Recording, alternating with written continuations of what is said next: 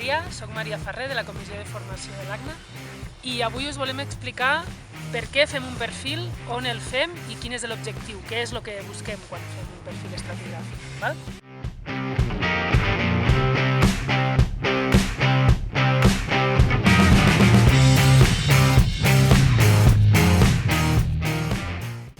Llavors, busquem una vessant que sigui representativa de les orientacions que el butlletí ens està donant com problemàtiques i anem a buscar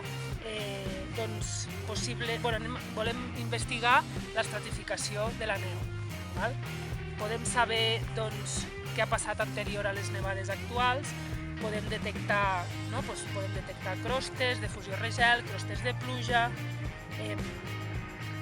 podem detectar metamorfismes deguts als canvis de temperatura que va patint la neu dins del mantell i també l'objectiu seria detectar les capes febles, que serien un dels grans objectius del perfil estratigràfic d'aquests dies.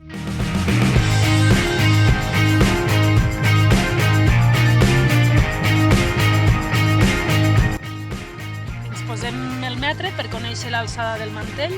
En aquest cas hem fet fins al terra, però ens podria interessar només valorar una part superficial del mantell, fins potser unes crostes internes o allà on tinguéssim la capa feble.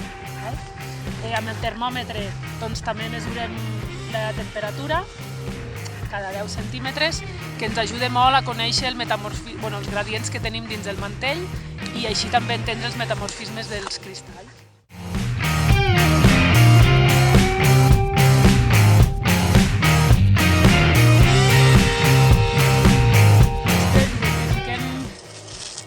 Les capes, aquí tenim una crosta superficial, més dura, veieu? Aquí tenim una neu més incohesiva, suelta, no humida, estem amb gradients forts i les nevades de la setmana passada estan facetant-se sobretot en les parts superficials. Aquí aquesta neu incohesiva.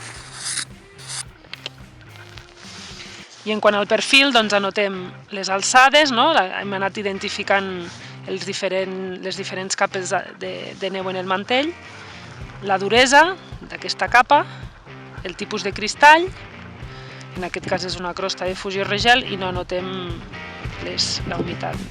I la següent, per exemple, aquí la duresa era un puny que ens costava una mica, facetes de superfície, de diàmetre 1 i humitat.